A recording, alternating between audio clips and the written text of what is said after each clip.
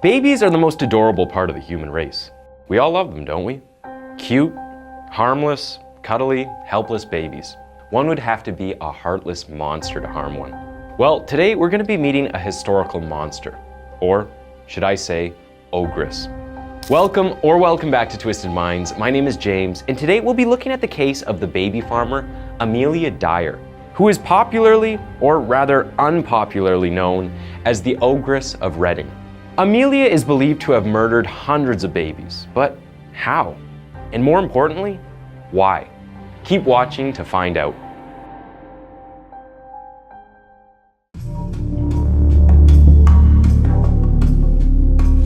Amelia grew up in considerable abundance.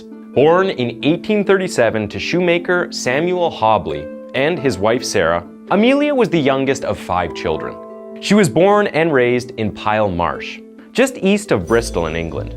Coming from a respectable family, Amelia was privileged enough to learn how to read and write, and soon enough developed a passion for literature. Her future looked much brighter than was typical for a young girl from her village. How then did Amelia's path to destiny take a turn for the worse? Well, there were some devastating experiences little Amelia had to live through that might have, in one way or another, contributed to her growing into the woman she became. After losing her older sister, Sarah Ann, in 1841, when she was only 6 years old, Amelia became her mother's primary caregiver. The latter suffered from a mental illness caused by typhus. In 1845, just 4 years after she suffered the loss, Amelia also lost a younger sister who was just a few months old and was also named Sarah Ann. Left with no other choice, Amelia spent the bulk of her childhood caring for her ill mother and witnessing her violent fits and miserable condition until the woman eventually died in 1848, when Amelia was around 11 years of age. After her mother's death, Amelia lived with one of her aunts in Bristol for some time, after which she began working as an apprentice for a corset maker. Amelia's father Samuel died in 1859, leaving her eldest brother to take care of the family business. As both her parents were dead, there was little keeping Amelia and her brothers together, and so she moved into lodgings on Trinity Street in Bristol. It was there that she met George Thomas, to whom she later got married.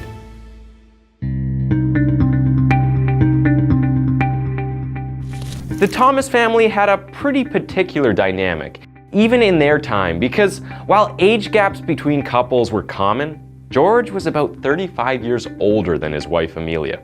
Let's just say that it was a lot. When they got married, George was 59 and Amelia was 24 years old. However, they both falsified their ages on the marriage certificate to reduce the gap. Following a childhood of being the primary caretaker in her family, Amelia began to train as a nurse for a few years after marrying George. This training exposed Amelia to a network of people who introduced her to easier ways of making money, particularly baby farming, a practice that was popular among other nurses in that era. However, Amelia saw no need for this at the time, as she had a very successful career and was happily married. A few years into their marriage, the Thomas couple welcomed a bundle of joy in the form of a little girl, Ellen Thomas. This caused Amelia to cease practicing as a nurse to enable her to focus on caring for herself and the baby. In 1869, George passed away, leaving Amelia and their daughter to face the cruel reality of life. Now a widow with a little girl to care for, Amelia was desperate to find a source of income, one that would bring her huge sums of money fast. Fortunately, only for her, the society and the time she lived in provided her with just what she needed. The Victorian period was one that was famous for the intense stigmatization of women who were mothers of illegitimate children. This was made worse by the fact that the law liberated men from financial responsibilities in raising these children. This, in turn, left the mothers with no income to care for their children, as it was also tough to find work as the mother of an illegitimate child. To escape the shame and hardship of birthing and raising an illegitimate child, mothers would pay nurses and women from respectable families to take in and care for their children. This was done either permanently or until the mothers were established enough to take their babies back. The carers would take in these children for a fee, which ranged from £5 if the client was a desperate young woman trying to keep shame away, to £80 if the child was born to respectable people who wanted to keep the affair a secret. However, in a dark turn of events, these baby farmers usually did not take the best care of the children under their supervision, as they were more interested in the money they were making.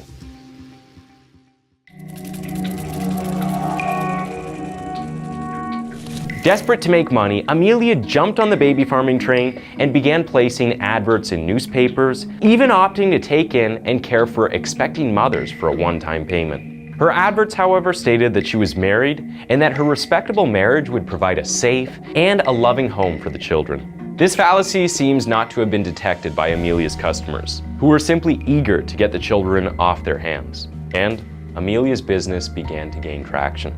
At some point, however, her claims might have been valid because sometime in 1872, Amelia got married to William Dyer, a brewery laborer and Bristol native. The couple had 2 children together, Mary Ann and William Samuel. While this is just a speculation, many people believe that Amelia's marriage to Dyer and even the subsequent birth of their 2 children were all a ploy to increase her credibility in the baby farming business.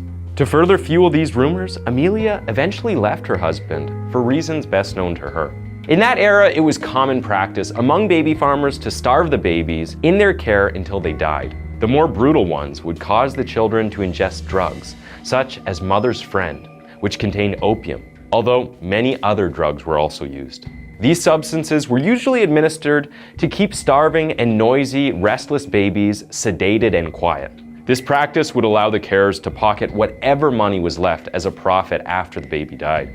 At some point in her baby farming career, Amelia decided it was unwise to wait such a long time for babies to die of starvation and neglect. So, she made the decision to take the practice a step further by murdering the babies within weeks and, in some cases, days of receiving them. She would then register them dead with a doctor. This method allowed her to pocket almost all the money she received for taking in the babies. Amelia continued with her method undisturbed until 1879, when a doctor became suspicious of the number of babies under her care that were being registered dead. Surprisingly, Amelia was let off after serving just 6 months of hard labor for neglect.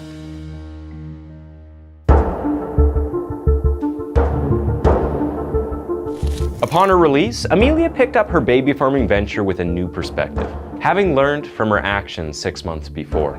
She realized that registering the death of infants with the authorities would spell more trouble for her, so she began bypassing this process and disposing of the baby's bodies herself.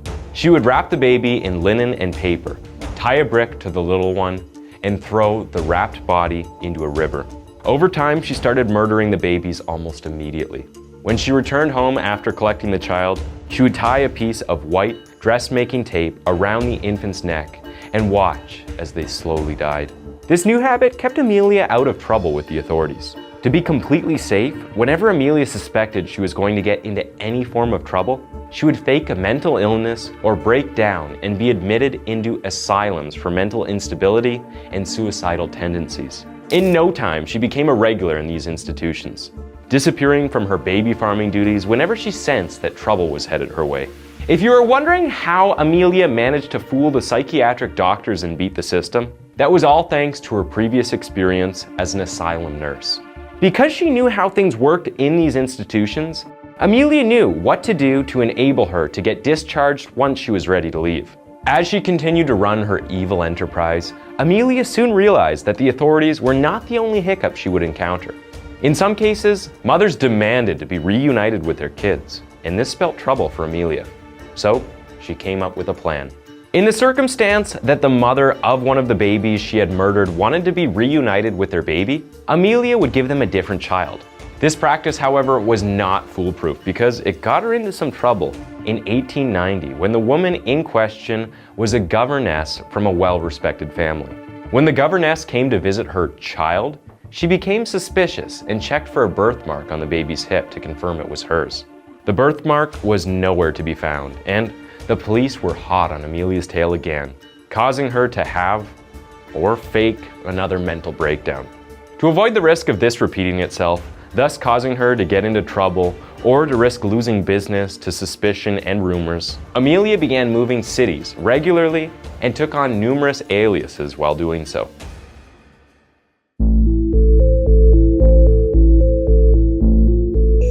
In January 1896, 25-year-old Evelina Marmon gave birth to a baby girl and joined the Leagues of Mothers of Illegitimate Children. Intending to go back to work and eventually reclaim her daughter, Evelina placed an advert looking for a respectable woman to take care of Doris for her. Coincidentally, her advert appeared right next to Amelia's, who was now Mrs. Harding, in the newspaper, and the two began communicating.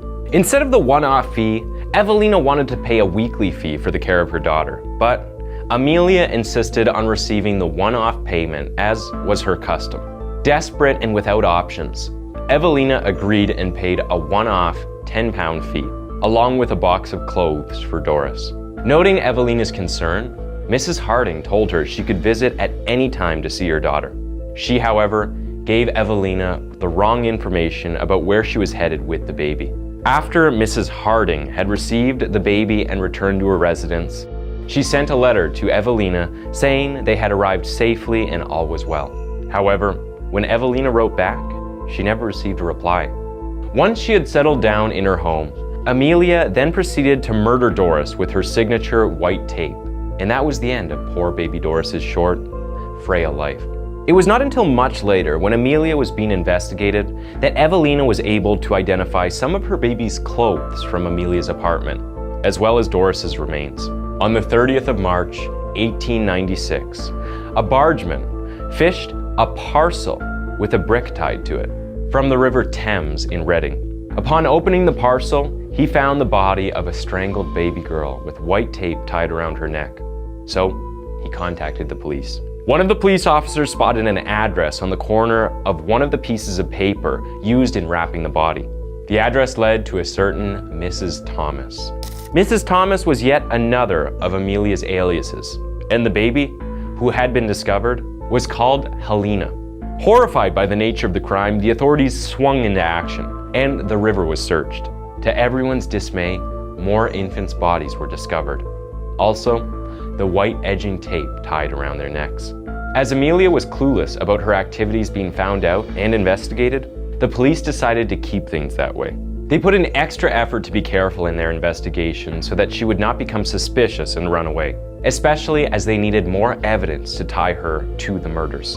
As the investigation progressed, the authorities monitored Amelia closely and were able to set up a fake meeting with a prospective client to discuss her services.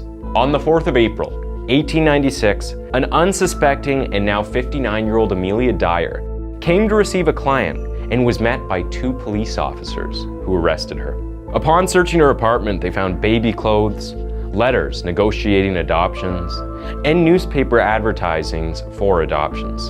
The house also smelled of decaying remains, although no bodies were found. To crown it all, the officers found the white tape used to tie the babies' necks.